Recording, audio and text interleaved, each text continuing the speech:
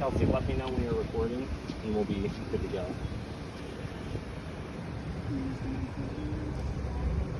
I'm actually gonna keep my tattoos out of the way too. So, can I put my hand up here? Because I'm gonna keep my tattoos out the way. I'm gonna keep yours out of the way. All right. So I'll just start off with the first question. You guys just told me you were in there. You're employees here at the mall. Correct. What did you guys see? What did you hear? I personally wasn't paying attention enough to hear the gunshot because it got muffled. But I heard a lot of people screaming, and then I saw a lot of people running. And then as I ended up leaving, these two got a kid out of the way. And then I saw the guy who got shot limping towards the exit that I was running to. And once we heard that it was safe, I went back inside and helped give him a preemptive tourniquet before EMS came. My buddy Panda here, so I asked him to go get a piece of sturdy metal, and he ended up grabbing one from his backpack, which he had to rip out. One of the security guards at the mall took somebody's purse and laid a tourniquet because the belts we were trying couldn't get tight enough.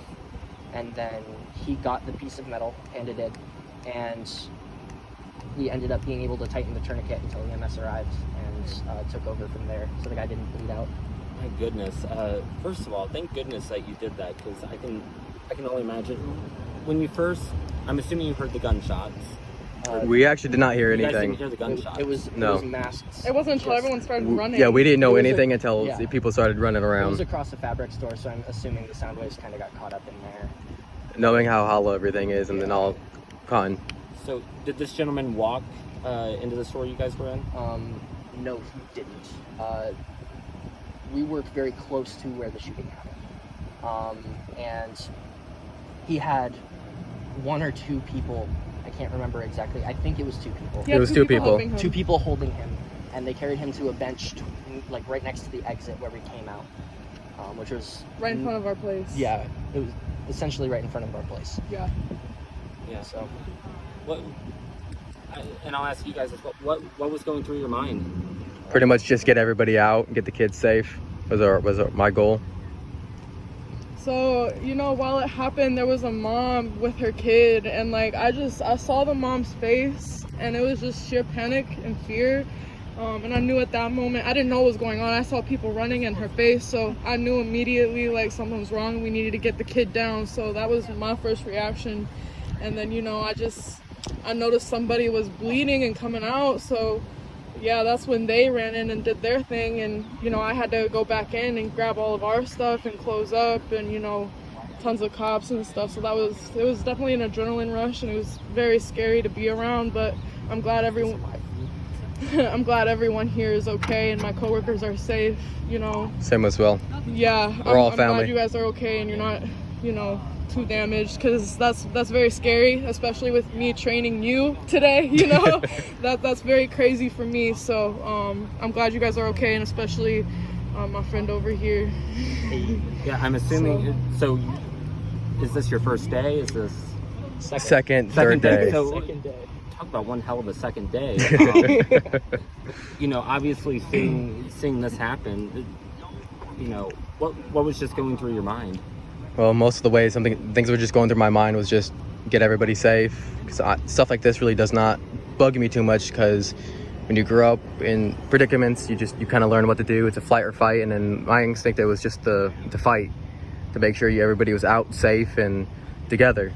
So I was checking up on everybody and making sure we all were safe, and then me and my bud over here ended up going back in and helping the gentleman. Yeah, and I know you were talking about how you applied the tourniquet. There's blood, obviously, on your pants. Yeah. I'm sure, even now, even after the fact, I'm sure you're still in shock.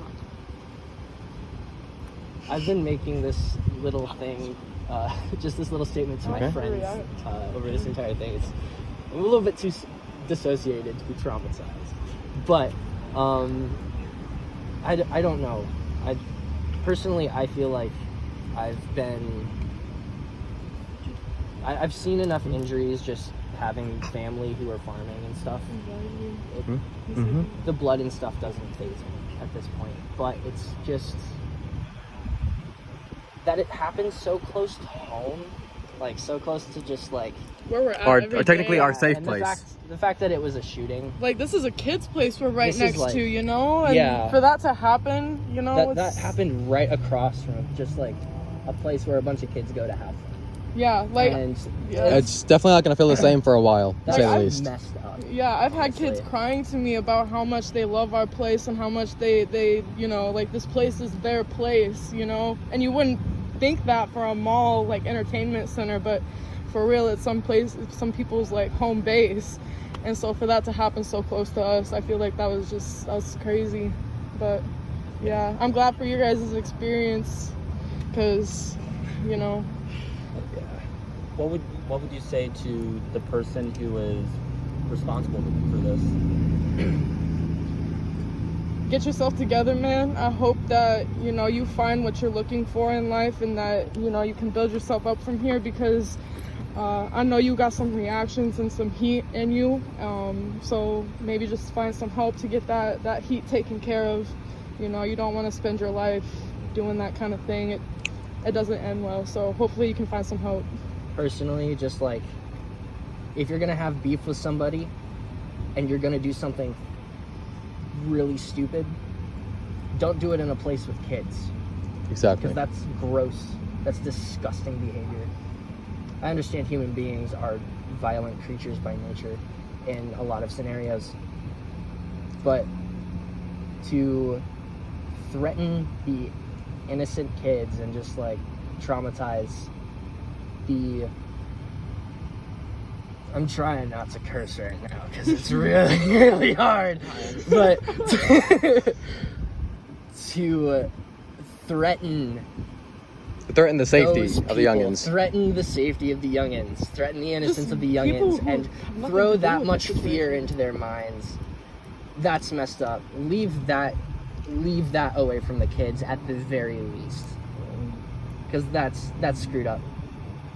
So at least to As say, an I hope you're understatement. happy with what he's done to those kids to make them traumatized, because at that point it's screwed up to the point where,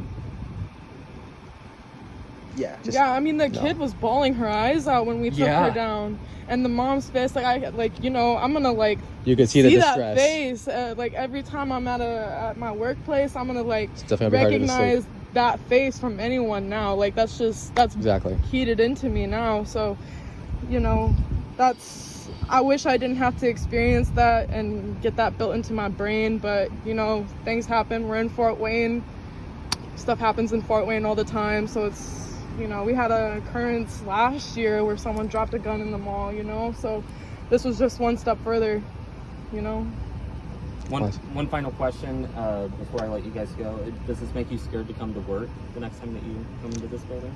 Definitely not scared for me. Just more of the nerve-wracking, a little bit on edge. Just not scared though. I don't want to be in that scenario again, but I'm not scared of it happening again. Like, if it happens again, everybody's reactions were very quick. It was very quick responses. And this was very, very targeted. I haven't seen anything past that level, even remotely inside of the mall. It's always one person on one person. So I'm not afraid for the large majority of people. But overall, it's just a terrifying idea that somebody could just walk in with that level of Disrespect, pretty much. disrespect and having concealed arms. Thank you guys so much. We're gonna let you Thank go. you. If you guys want to listen, the PIO is gonna give us an update, and Thank you guys you. can stay in the background, okay? Thank you. Okay. I do have to get going, but I'll I have know, them keep me you're updated okay. if they stay here. Okay, good. So appreciate everything. No. You guys stay safe.